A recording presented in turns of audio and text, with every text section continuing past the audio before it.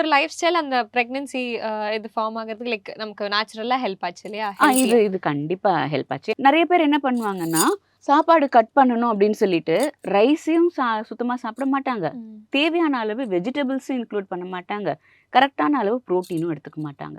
நெறைய பேர் ஃப்ரூட்ஸ்ன்னு மட்டும் அந்த போயிருவாங்க. மாதிரி நம்ம ஒரு பர்ட்டிகுலர் ஒரே ஒரு வெரைட்டி ஃபுட்ல மட்டும் ஒரு நாள் சர்வைவ் பண்றோம். ம். அந்த மாரி மாத்துறோம் அப்படின்னு சொன்னா, அது பாடிக்கு பயங்கர ட்ராமா. ஏன்னா நம்ம ஆல்ரெடி நம்ம ஏதோ ஒரு விதத்துல நம்ம பாடி வந்து பழகியிருக்கோம்ல.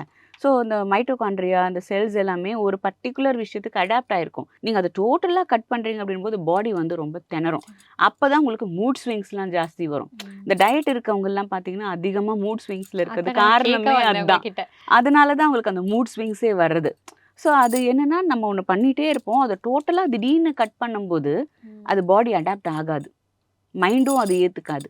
இந்த இன்டர்னல் கான்ஃப்ளிக்ட் என்ன ஆகும்னா, நமக்கே புரியாது. நம்ம அடுத்தவங்க கிட்ட அத வந்து மேனிஃபெஸ்ட் பண்ணி காமிச்சுட்டு இருப்போம். ஓகே. ஸோ நீங்க அத எவ்வளோ நாள் ஃபாலோ பண்ணீங்கம்மா அந்த டயட்ட? இல்ல இப்ப வரைக்கும் லைக் பிரெக்னன்சிக்கு முன்ன வரைக்கும் அப்படிதான் இருந்துச்சா? இல்ல. மோஸ்ட்லி நான் அந்த மாரி ட்ரை பண்றது தான். அந்த மாரி தான் நான் ம். ஃபாலோ பண்றது. ஏன்னா இது ஈஸியா இருக்குல்ல. காலையில டிஃபன் செய்ற வேலை இல்ல, சாப்பிடுற வேலை இல்ல.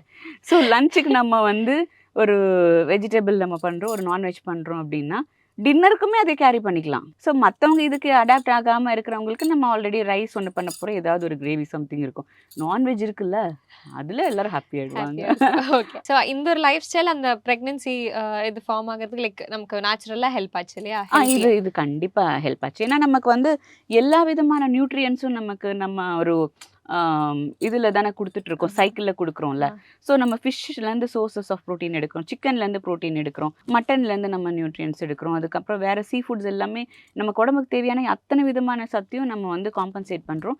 Plus fibre very very important. நம்ம லோட்ஸ் ஆஃப் வெஜிடபிள்ஸ் எடுக்கிறோம். வெரைட்டி ஆஃப் வெஜிடபிள்ஸ் எடுக்கிறோம். ஸோ அப்படி இருக்கும்போது நமக்கு எந்த விதமான ஒரு நியூட்ரிஷன் டெஃபிஷியன்ஸியுமே வராது. சப்ளிமெண்ட்ஸ் எதுவும் எடுக்க தேவையில்ல. ம். ஸோ ஹெல்தியாவே இருக்கலாம்.